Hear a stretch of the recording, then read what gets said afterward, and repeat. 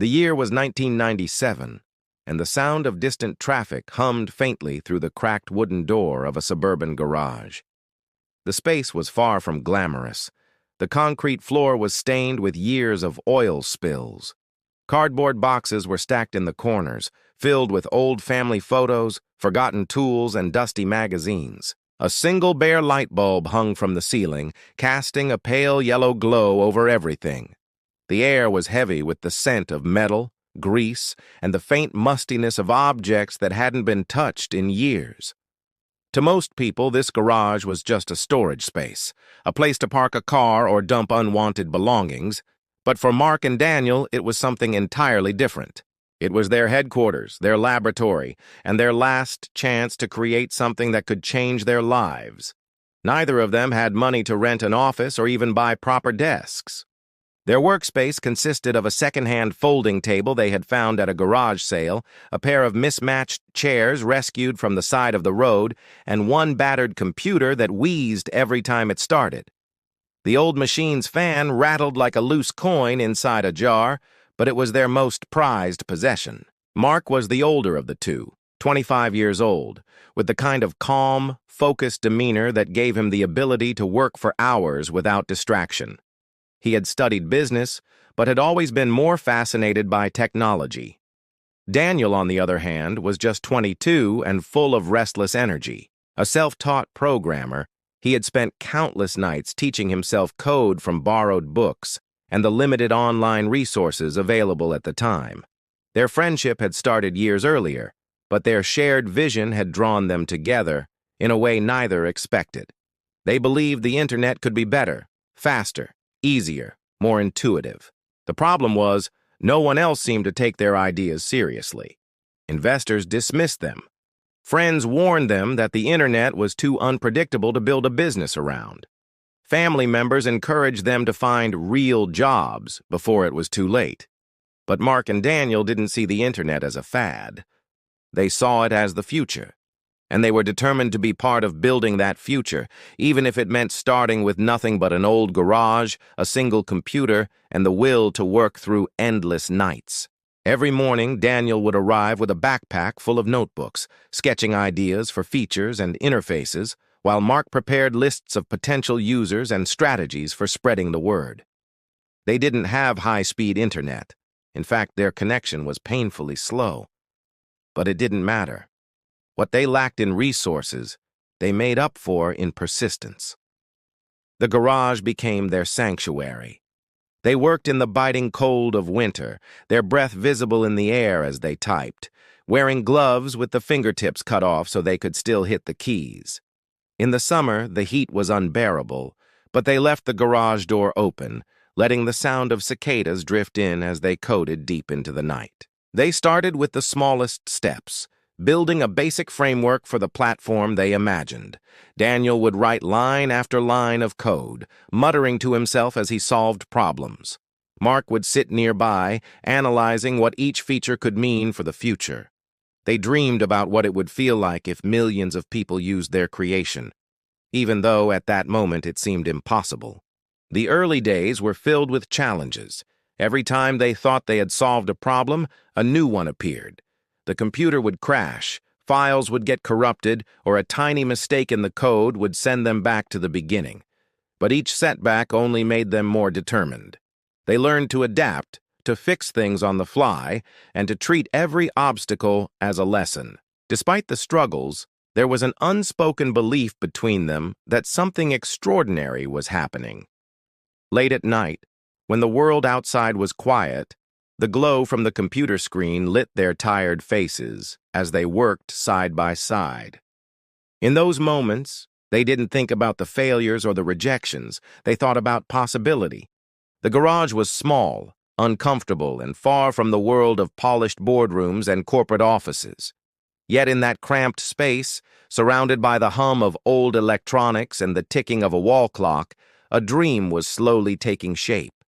They didn't know when or how, but they believed this dream could one day break out of that garage and touch the lives of people around the world. Mark often said that starting in a garage was more than just a cliché. It forced you to focus on what really mattered. There was no luxury to hide behind, no expensive tools to solve your problems for you. It was just you, your idea, and your willingness to keep going no matter what. And so, night after night, with the dim light above them and the future still uncertain, Mark and Daniel worked. They didn't have much, but they had each other, an idea, and the quiet, unshakable belief that they were building something worth fighting for. Weeks had passed since Mark and Daniel began working in the garage, and their progress was slow but steady. Each day followed a rhythm.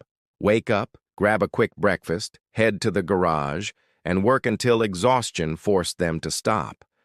But while their project was slowly taking shape, they still didn't know exactly what would make it stand out in a growing digital world. It was late on a Thursday night when the spark appeared, though neither of them recognized it right away. The clock on the wall read 11:47 p.m. Outside, the neighborhood was silent except for the occasional passing car. Inside, the dim yellow light made the room feel smaller, the shadows stretching across the walls. Daniel was hunched over the keyboard, typing at a rapid pace, while Mark sat beside him, flipping through a notebook filled with half-finished ideas. "What if," Daniel said without looking up, "we stop trying to build something for everyone and start building something for just one kind of person?" Mark glanced up, curious. "What do you mean?" Daniel leaned back in his chair, rubbing his eyes. "We've been thinking too big. The internet's huge. We can't compete with the giants head-on. But what if we focus on one specific group, a group that actually needs what we're remaking right now?" It was such a simple thought, yet it felt like the air in the garage shifted. Mark closed the notebook and began thinking out loud. If we can create something that solves a single, specific problem better than anyone else, people will talk about it. And once they talk about it, more people will try it. And once more people try it, Daniel finished his sentence, "we'll grow, piece by piece." They both knew that every major company they admired had started small, with a clear purpose. Somewhere in the noise of their long hours, they had been trying to please everyone instead of building something deeply valuable to a few. That realization became the spark they needed. From that moment, they shifted their approach. They stopped thinking in terms of vague possibilities and started asking one question over and over: who exactly are we helping? They researched for hours, poring over forums, online communities, and news articles. They didn't just want numbers. They wanted to understand people, their frustrations, their routines, their habits. Every insight they gathered went into shaping the project. As the days passed, the idea began to crystallize.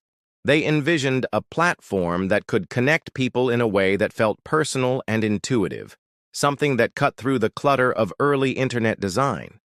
They wanted speed, they wanted simplicity, they wanted it to feel effortless. But the clearer the vision became, the harder the work grew. Now that they knew what they were aiming for, they had to figure out how to make it possible. This meant long stretches of coding for Daniel and endless planning for Mark. Every feature had to be stripped down to its essence. They argued over details, sometimes heatedly, but they always returned to the same truth. The spark had given them direction, and they couldn't let it fade. One Friday evening, after nearly 12 hours of work, Daniel managed to get a small prototype running. It wasn't pretty. The colors clashed, the fonts were uneven, and the layout was clumsy. But beneath all that, it worked. You could click, type, share, and interact. The basic bones of what they imagined were there. Mark stared at the screen with quiet awe. "This is it," he said softly. Daniel smiled tiredly. "It's ugly, but it's alive." They decided to test it with a handful of friends. The feedback was immediate and brutally honest. The design was confusing, some features didn't work, and there were frequent crashes. But hidden in the criticism were small glimmers of hope. People liked the idea. They saw potential. That weekend, they worked harder than ever, fixing bugs, streamlining the interface, and rewriting messy lines of code. For the first time, they felt like they were chasing something real, something with momentum. Late on Sunday night, when they finally stepped outside the garage for a break, the air was crisp and cool. The stars above were sharp against the dark sky. Mark looked at Daniel and said, "If this works, we'll look back at this weekend as the moment everything changed." Daniel nodded. "And if it doesn't work?" Mark smiled faintly. "Then we'll make it work." The spark had lit a fire in both of them, not just for the product they were building, but for the belief that they were on the edge of something that could outgrow this tiny garage. They didn't have proof yet. They didn't have investors, customers, or fame, but they had a direction, a purpose, and a reason to wake up every day ready to fight for their vision. The garage no longer felt like a cramped storage space. It felt like the center of their universe. And somewhere in that quiet suburb, two young men were unknowingly laying the first bricks of a company that would one day change the internet forever. The following Monday began like any other. Mark arrived at the garage carrying 2 large coffees, while Daniel was already inside, his laptop open and several lines of code scrolling on the screen. The prototype was still rough, but they had something they could actually show. And that, they realized, changed everything. They decided to test it again, but this time with a wider group. Instead of just sending the link to close friends, they reached out to acquaintances, classmates, and even strangers they'd met online. The rules were simple. Try it for a few minutes and tell us what you think. At first, responses were slow. A few people clicked the link, left a polite, "looks interesting," and disappeared. But by the afternoon, something unusual happened. One user invited another, then another. Suddenly, the number of active users doubled, then tripled, all within a few hours. Mark and Daniel watched the live metrics with disbelief. "This is actually happening," Daniel said, eyes glued to the screen. "It's just a small spike," Mark replied cautiously. "We don't know if it'll last."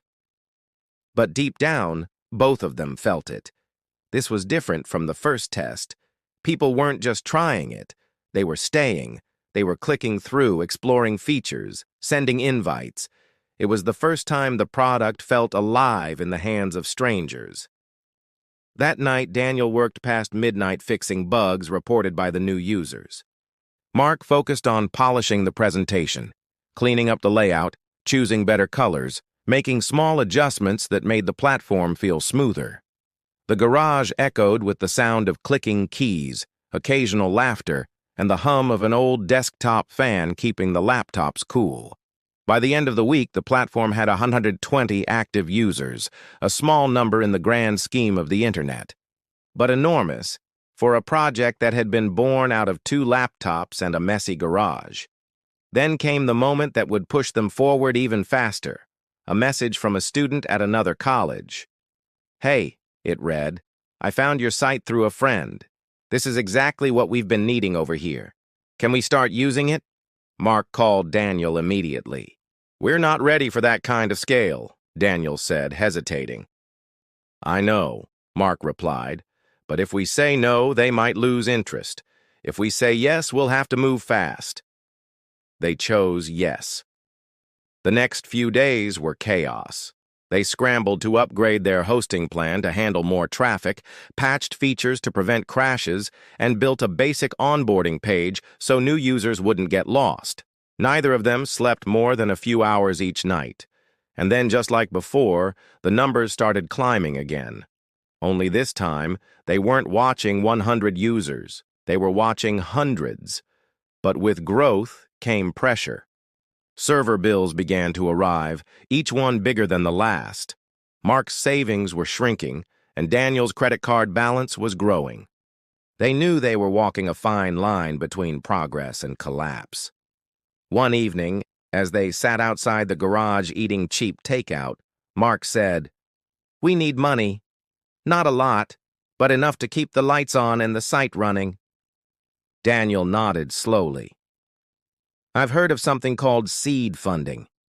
Small investments from people who believe in early-stage projects." They decided to pitch to a handful of local entrepreneurs. It wasn't easy. Most didn't respond, and those who did often dismissed them. "Too risky," one investor said. "The market's crowded," said another. But then one meeting changed everything. A quiet man in his 40s listened to their entire presentation without interrupting. When they finished, he leaned back in his chair and asked, "What happens if I give you $10,000? Daniel froze. We'd make it bigger, better, faster," he stammered. The man smiled faintly.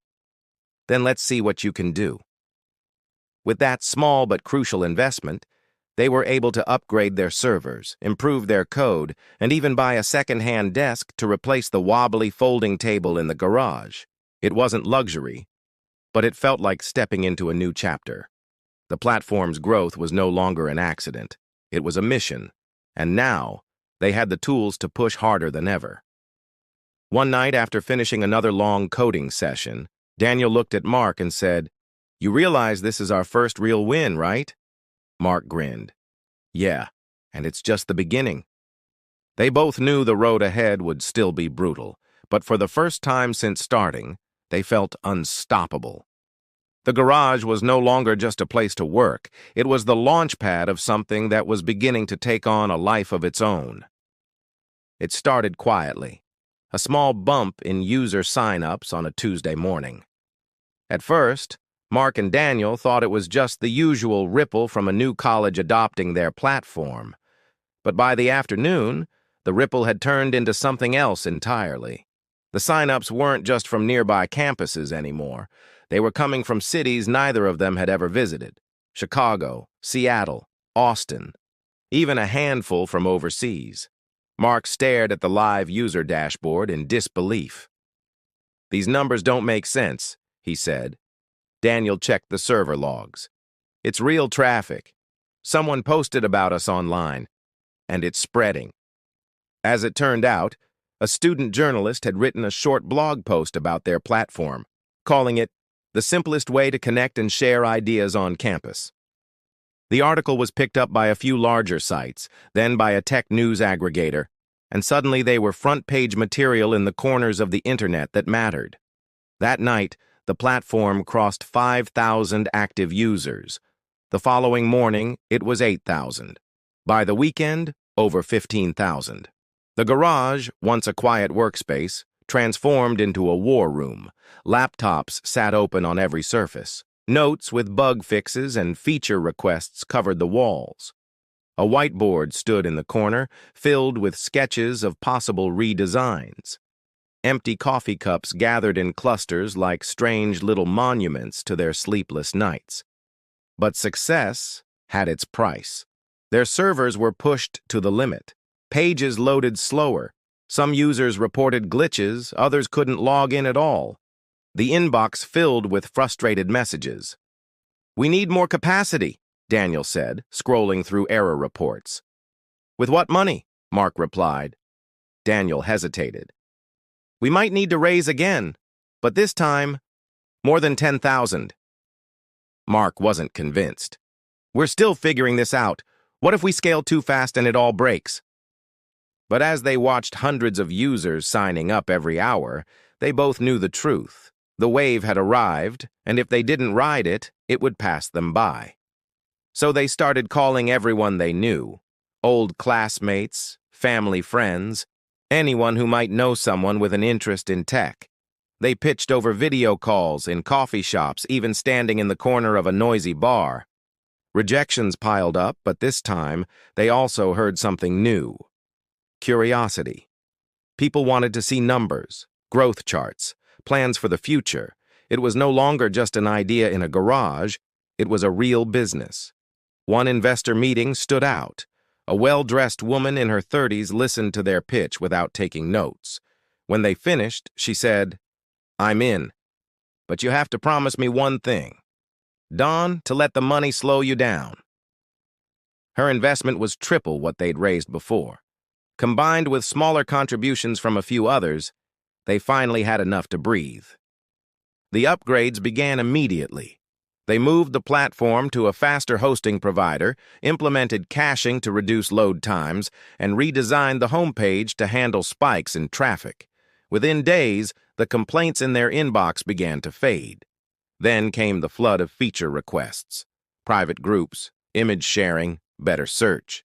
Some users even sent mock-ups of how they thought the site should look.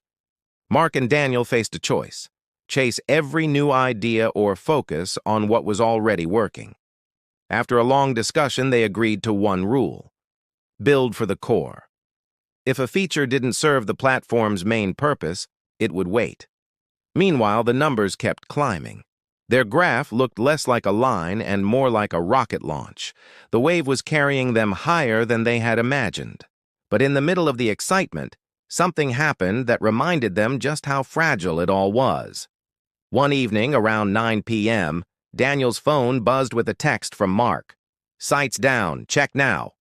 Daniel rushed to his laptop and confirmed the worst. The platform had crashed under the weight of thousands of simultaneous connections. For 2 hours, they scrambled to bring it back online. Every minute felt like a lifetime, and they could see in real time as users dropped off. Finally, close to midnight, they restored service. The next morning, they posted an apology and explanation. To their relief, most users were understanding. In fact, a few even offered to help. One was a systems engineer at a major tech company who said, "I love what you're building. Let me give you some advice for free." That call turned into a mentorship. With his guidance, they made the platform faster and more reliable than ever. By the end of the month, they had doubled their user base again. It was exhausting. It was overwhelming. But it was also undeniable. They were no longer chasing growth. Growth was chasing them. One night, as they stood outside the garage watching the sunset, Mark said quietly, "Do you realize? This could actually change the internet." Daniel smiled. "It already is." And as the wave carried them forward, they knew there was no turning back. By early summer, the platform had become a phenomenon on college campuses and among young professionals. What started as a small network for students had grown into something larger, a place where communities formed, ideas spread, and trends ignited. But as the user count soared, so did the attention, and not all of it was friendly. Mark first noticed it while reading a tech blog one morning. The headline read, "New startups rush to copy the internet's fastest growing platform." The article mentioned 3 new sites that had sprung up in just the past month, each claiming to offer a better, faster, more exclusive experience. Daniel frowned as he read over Mark's shoulder. "They're not even being subtle. They've copied our layout, our color scheme, even our tagline." Mark closed the laptop. "Welcome to the big leagues." At first, they tried to ignore it. Their own user base was growing too quickly to worry about imitators. But soon, the competition started getting aggressive. Some of these new startups targeted their biggest campuses directly, offering incentives to students to switch platforms. Others reached out to their most active users, promising features that Mark and Daniel hadn't even built yet. Then came the press comparisons. Tech journalists loved the David versus Goliath narrative. Except in this story, Mark and Daniel were the Goliath. The media painted them as the dominant force being challenged by fresh, scrappy upstarts. One competitor in particular stood out. Called LinkSpace, it had a sleek interface, a well-funded team, and a marketing campaign that plastered social media with ads. Their slogan, "Your world, your rules," was catchy enough to start appearing in conversations online. Daniel saw the threat immediately. "They have funding. Real funding. We can't outspend them," Mark nodded. "Then we'll have to outthink them." They started focusing on the one thing the competitors couldn't replicate overnight: community loyalty. While others chased flashy features, Mark and Daniel doubled down on user trust. They personally replied to feedback emails. They hosted live Q&A sessions online, answering questions directly from their growing audience. They introduced subtle but powerful updates that made the platform faster, cleaner, and more intuitive without overcomplicating it. It worked. Most of their early users stayed, not because they were locked in, but because they wanted to. But LinkSpace wasn't going away. In fact, within 3 months, they announced they had raised several $1 million in venture capital. They began hiring engineers, marketers, and designers at a rapid pace. Mark and Daniel realized they needed to grow their team too. They reached out to contacts from college, former colleagues, and friends of friends who shared their vision. Slowly, the garage filled with new faces, coders tapping away at laptops, a part-time community manager moderating discussions, even a designer who turned rough sketches into polished UI. For the first time, Mark felt like they were running a real company, but he also felt the pressure building. Every decision mattered. Every delay risked giving competitors an advantage. Then came the first public blow.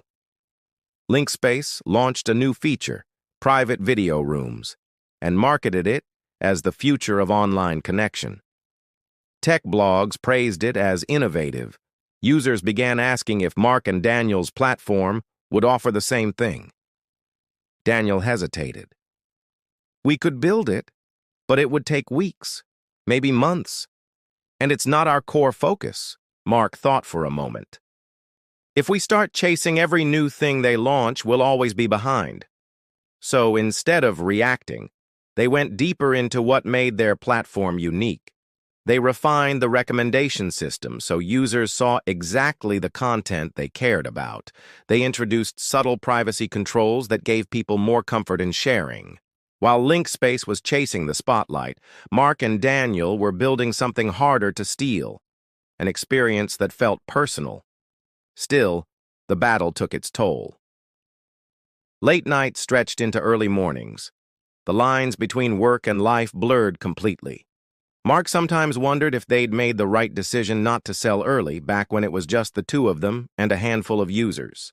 But every time he logged in and saw new communities forming, students helping each other with projects, young artists sharing their work, people from different countries connecting over shared passions, he knew why they were fighting to protect it. One evening, after a particularly exhausting week, Daniel looked at the analytics and smiled. "We've passed them." Mark blinked. "What do you mean?" "Active users, daily engagement, all higher than LinkSpace. They've got the money, but we've got the people." Mark let out a breath he didn't realize he was holding. "Then we just have to keep them." It was a small victory, but it mattered. In the fast-moving world of the internet, loyalty was rare, and they had earned it, one user at a time. But they also knew the fight wasn't over. Competitors would keep coming, trends would change, and somewhere out there, the next big wave was already forming. For now, though, they had survived their first real test, and the platform, once a fragile experiment in a garage, was now strong enough to stand against giants. The competition had been fierce, but Mark and Daniel's focus on community loyalty had kept them afloat. Growth was steady, engagement was strong, and the team was expanding. Still, they were missing something, a moment that would push them beyond the niche audiences they built and into the global spotlight. That moment arrived on a rainy Tuesday morning. Daniel was at his desk sipping coffee when an email notification appeared on his screen. The subject line read, "Potential collaboration. Urgent." Normally, unsolicited pitches went straight to the archive, but this one came from the assistant of a well-known journalist at one of the largest technology publications in the world. He opened it, scanned the message, and immediately called out, "Mark, you need to see this." The journalist had heard about their platform from a college student who used it to organize a charity campaign. That campaign had raised thousands of dollars in just a few days, all through the connections made on Mark and Daniel's site. The story had caught the journalist's attention because it wasn't just about technology, it was about impact. The email ended with a simple question. "Would you be open to an interview this week?" Mark and Daniel exchanged a glance. They both knew this could be the opportunity they'd been waiting for. 2 days later, they were sitting in the corner of a small cafe, laptops closed, answering questions about how they started, why they built the platform, and what they believed about the future of online connection. They spoke honestly about the late nights in the garage, the times they almost gave up, and the joy of seeing communities grow out of nothing. The journalist listened intently, occasionally jotting notes, occasionally smiling at their anecdotes. A week later, the article was published with the headline, "The Garage Startup Connecting the World, One Community at a Time." The response was immediate and overwhelming. Within hours, traffic to the site doubled. By the end of the day, servers were straining under the surge of new signups. People from cities and countries they had never targeted were creating profiles, joining groups, and starting conversations. Daniel spent most of the night monitoring the servers, making sure nothing crashed. Mark stayed in the chat support window, personally welcoming new users. By the next morning, their platform had been shared on dozens of blogs, tweeted by influencers, and even mentioned on a national morning show.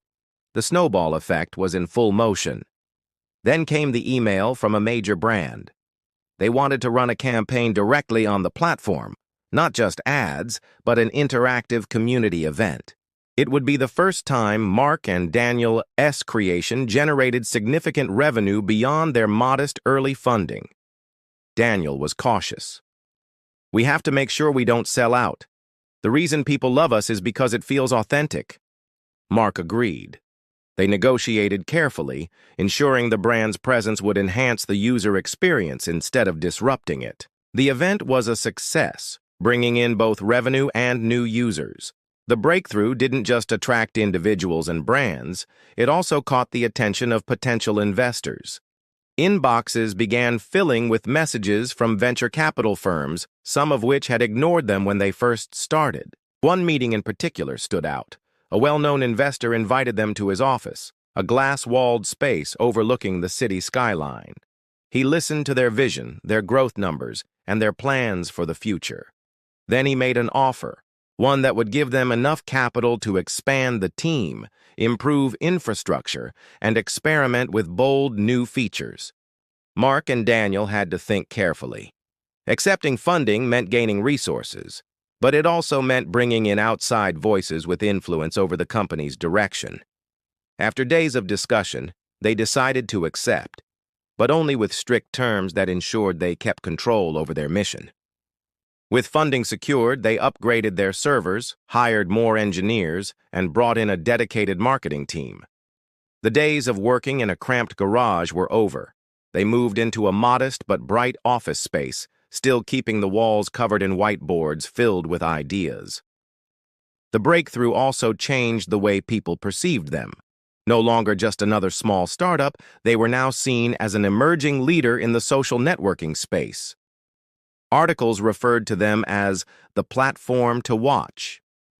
Competitors took note, some doubling their efforts to catch up, others quietly fading away.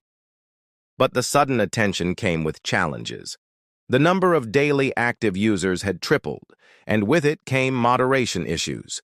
Spam accounts appeared, disputes between users grew more frequent, and the pressure to maintain a safe, respectful environment intensified. Mark insisted on building robust community guidelines and hiring a small trust and safety team. "If we lose the quality of interactions, we lose everything," he said in one meeting. Despite the hurdles, momentum kept building. Their growth chart looked like something out of a startup dream, a steep upward curve that showed no signs of slowing. Looking back, Mark and Daniel both agreed on one thing. The charity campaign had been the spark, but it was their years of groundwork that allowed the platform to handle the explosion of interest. Without the late nights, the careful attention to user feedback, and the refusal to compromise on their vision, the breakthrough might have been just a short-lived spike. Instead, it was the turning point, the moment when their creation stopped being a promising project and started becoming a global force. The growth had been exhilarating. Every week brought new milestones, millions of users, international coverage, and partnerships with brands they had once only dreamed about. The charts in the office meeting room all pointed upward. But as any founder learns, rapid growth often hides cracks beneath the surface. For Mark and Daniel, the first sign of trouble came late one night. Daniel was working from home when his phone lit up with a notification. Unusual activity detected on multiple accounts.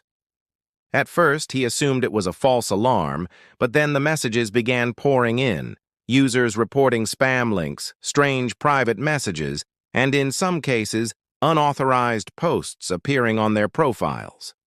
Within an hour, it was clear they were under a coordinated attack. Someone, or perhaps a group, had found a vulnerability in the platform's messaging system and was exploiting it to spread malicious links. Mark called Daniel, his voice tense. "We need to shut it down before this spreads any further." But shutting down meant temporarily taking the entire messaging feature offline, a move that could frustrate millions of users and damage the trust they had worked so hard to build. They chose to act quickly. The messaging system went offline, and a short announcement was posted across the site explaining that maintenance was underway. Behind the scenes, the engineering team scrambled to identify the breach, patch the vulnerability, and clean up the damage. The tech problem was challenging enough, but the real storm was brewing outside the platform. Social media was already buzzing with speculation. Some claimed the platform had been hacked. Others accused the founders of being careless with user security. A few influential bloggers even suggested the company was covering up a bigger data leak. The next morning, headlines appeared. Garage, startup faces first major security crisis. Mark knew they couldn't ignore it. They scheduled a live stream press conference to explain exactly what had happened and what steps they were taking to fix it. Sitting side by side in front of the camera, Mark spoke first. "We built this platform to connect people, and that connection is built on trust. Yesterday, that trust was tested. Here's what happened, here's how we fixed it, and here's how we'll prevent it from happening again." Daniel followed with technical details. Not overly complex, but enough to reassure users that they understood the problem and had implemented stronger safeguards. The honesty worked. While some users remained skeptical, many appreciated the transparency. Messages of support began to appear in the comments section. "Mistakes happen. Owning up to them matters more," one user wrote. But the crisis wasn't over. The attack had highlighted another problem: moderation. The flood of fake accounts and harmful content had grown faster than the trust and safety team could handle. For the first time, Mark and Daniel realized that their commitment to keeping the platform authentic and safe would require far more resources than they had allocated. An emergency hiring round began. They brought in experienced moderators from other tech companies, invested in AI-powered content scanning tools, and implemented a more rigorous verification system for new accounts. It was a financial hit. The additional staff and security upgrades ate into their recent profits. Investors began asking tougher questions. "Can you scale without compromising safety?" one of them asked in a tense board meeting. Mark's answer was simple: "We don't have a choice. Safety comes first, or we lose everything." The crisis also tested their partnership. The stress led to late-night arguments over priorities. Daniel, ever the engineer, wanted to focus on perfecting the technology before expanding further. Mark, thinking about the competitive landscape, feared slowing down too much would give rivals an opening. At one point, the disagreement became so heated that Daniel walked out of the office and did not return until the next day. When he came back, he placed 2 cups of coffee on Mark's desk and simply said, "Let's not forget why we started this." Mark nodded.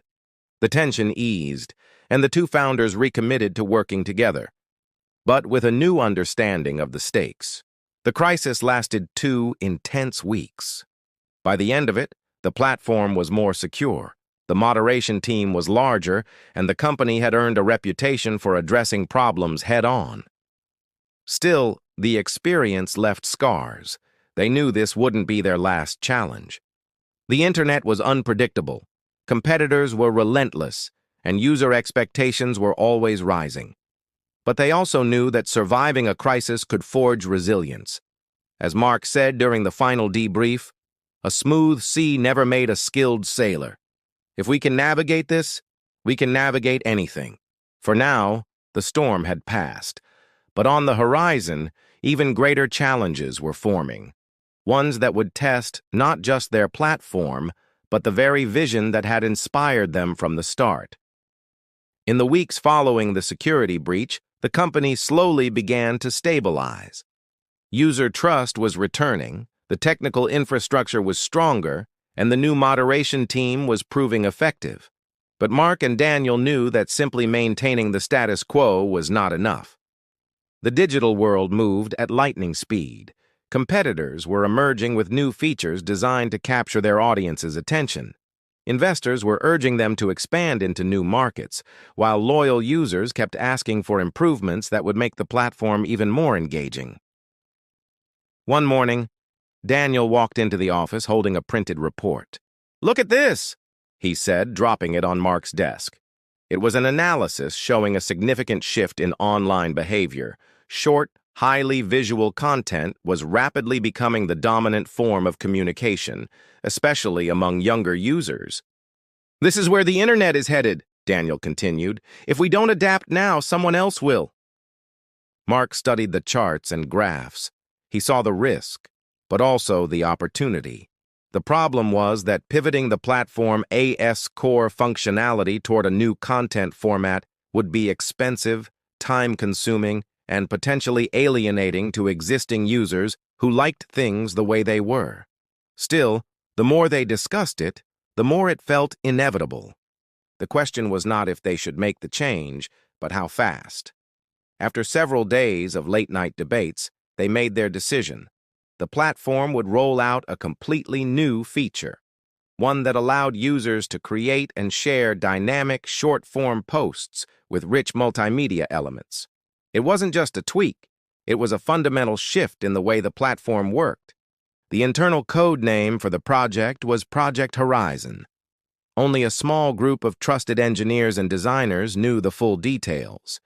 They worked in a secluded section of the office, their desks covered in sketches, prototypes, and notes scribbled on whiteboards. The challenge was immense. The new system had to be fast, visually appealing, and easy to use, all without compromising the stability of the platform. Every day brought new technical problems, performance bottlenecks, unexpected bugs, and integration issues with the existing database. At one point, an engineer warned, "If we push this live before it's ready, it could crash everything we've built." But Mark and Daniel were determined. They set an ambitious launch date and poured nearly all company resources into hitting it. As the deadline approached, the office became a 24-hour operation. People worked in shifts, grabbing naps on couches and surviving on coffee and takeout food. Despite the exhaustion, there was a shared sense of excitement. They all knew they were building something that could redefine the platform's future. The night before the launch, Daniel sat in front of his computer, running final tests. Mark walked over holding 2 cans of soda. "To the biggest gamble we've ever taken," he said, raising his can. Daniel smiled. "Let's hope it's worth it." When the new feature went live the next morning, the initial reaction was overwhelming. Early adopters flooded the platform with short, creative posts. Within hours, hashtags related to the new format were trending across multiple social networks. But not everyone was happy. Some longtime users felt the new system distracted from the platform's original purpose. They complained in forums, saying it was an unnecessary change. A few even threatened to leave. Mark and Daniel had anticipated some backlash, but they also saw the bigger picture. User engagement was skyrocketing. Daily activity doubled within the first week. By the second week, major brands began reaching out, wanting to run campaigns tailored to the new format. The real breakthrough came when a viral post created using the new feature exploded across the internet, being shared millions of times and covered by mainstream media. Overnight, the platform's growth curve shot upward again. Investors who had been cautious after the security crisis were now enthusiastic, calling the pivot visionary. Competitors scrambled to imitate the feature, but by then, The platform had already captured the attention and the loyalty of a massive global audience. The gamble had worked. Project Horizon didn't just save the company, it transformed it into a leader in the next wave of online communication. Late one evening, as they stood on the balcony outside their office, Mark turned to Daniel and said, "Remember when we thought the garage was the turning point? This is the real one." Daniel nodded. "And it's only the beginning." In the weeks following the security breach, the company slowly began to stabilize. User trust was returning, the technical infrastructure was stronger, and the new moderation team was proving effective. But Mark and Daniel knew that simply maintaining the status quo was not enough. The digital world moved at lightning speed. Competitors were emerging with new features designed to capture their audience's attention. Investors were urging them to expand into new markets, while loyal users kept asking for improvements that would make the platform even more engaging. One morning, Daniel walked into the office holding a printed report. "Look at this," he said, dropping it on Mark's desk. It was an analysis showing a significant shift in online behavior. Short, highly visual content was rapidly becoming the dominant form of communication, especially among younger users. "This is where the internet is headed," Daniel continued. "If we don't adapt now, someone else will." Mark studied the charts and graphs. He saw the risk, but also the opportunity. The problem was that pivoting the platform AS core functionality toward a new content format would be expensive, time-consuming, and potentially alienating to existing users who liked things the way they were. Still, the more they discussed it, the more it felt inevitable. The question was not if they should make the change, but how fast. After several days of late-night debates, they made their decision. The platform would roll out a completely new feature, one that allowed users to create and share dynamic, short-form posts with rich multimedia elements. It wasn't just a tweak, it was a fundamental shift in the way the platform worked. The internal code name for the project was Project Horizon. Only a small group of trusted engineers and designers knew the full details. They worked in a secluded section of the office, their desks covered in sketches, prototypes, and notes scribbled on whiteboards. The challenge was immense. The new system had to be fast, visually appealing, and easy to use, all without compromising the stability of the platform. Every day brought new technical problems, performance bottlenecks, unexpected bugs, and integration issues with the existing database. At one point, an engineer warned, "If we push this live before it's ready, it could crash everything we've built." But Mark and Daniel were determined. They set an ambitious launch date and poured nearly all company resources into hitting it. As the deadline approached, the office became a 24-hour operation. People worked in shifts, grabbing naps on couches and surviving on coffee and takeout food. Despite the exhaustion, there was a shared sense of excitement. They all knew they were building something that could redefine the platform's future. The night before the launch, Daniel sat in front of his computer, running final tests. Mark walked over holding 2 cans of soda. "To the biggest gamble we've ever taken," he said, raising his can. Daniel smiled. "Let's hope it's worth it." When the new feature went live the next morning, the initial reaction was overwhelming. Early adopters flooded the platform with short, creative posts. Within hours, hashtags related to the new format were trending across multiple social networks. But not everyone was happy. Some longtime users felt the new system distracted from the platform's original purpose. They complained in forums, saying it was an unnecessary change. A few even threatened to leave. Mark and Daniel had anticipated some backlash, but they also saw the bigger picture. User engagement was skyrocketing. Daily activity doubled within the first week. By the second week, major brands began reaching out, wanting to run campaigns tailored to the new format. The real breakthrough came when a viral post created using the new feature exploded across the internet, being shared millions of times and covered by mainstream media. Overnight, the platform's growth curve shot upward again.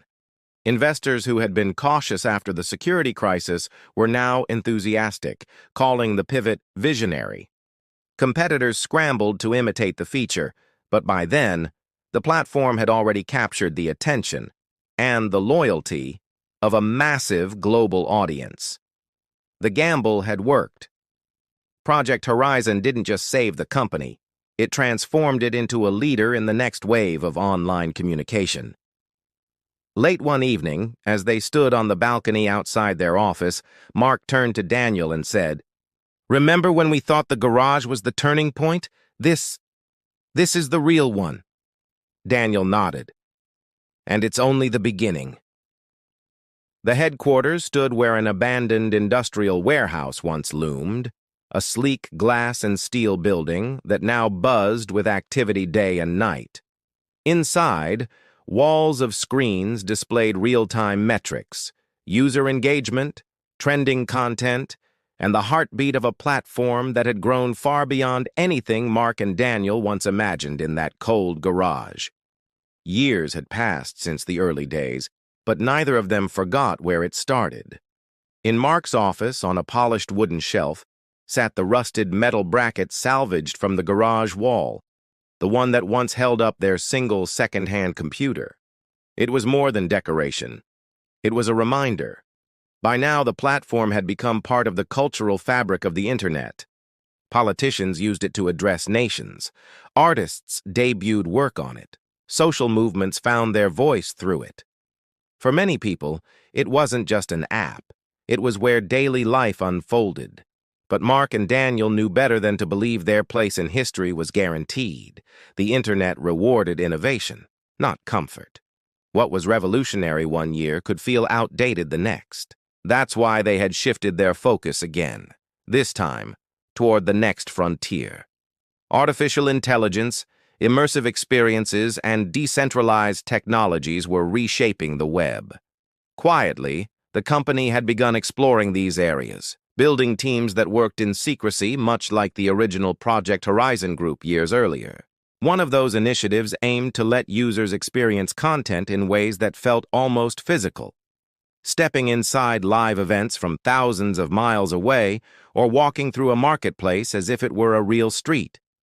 Another project was focused on giving creators more control over their work, allowing them to protect and monetize it without relying on traditional advertising. The press speculated constantly about what the company was building. Some articles hailed them as pioneers pushing the boundaries of human connection. Others warned that such dominance over online interaction was dangerous. Mark and Daniel had learned to live with both the praise and the criticism. Inside the company, there was a sense of responsibility that came with scale. Moderation policies continued to evolve, transparency reports were published regularly, and community councils in different countries provided feedback. Mistakes still happened. They always would in a space as vast and unpredictable as the internet. But the commitment to improvement was constant. One autumn afternoon, the two founders stood on the rooftop terrace, watching the city skyline as the sun dipped behind it. "Do you ever think about all of this?" Daniel asked, gesturing at the building, the staff inside, the world they now touched. "How it's going to be remembered?" Mark took a moment before answering.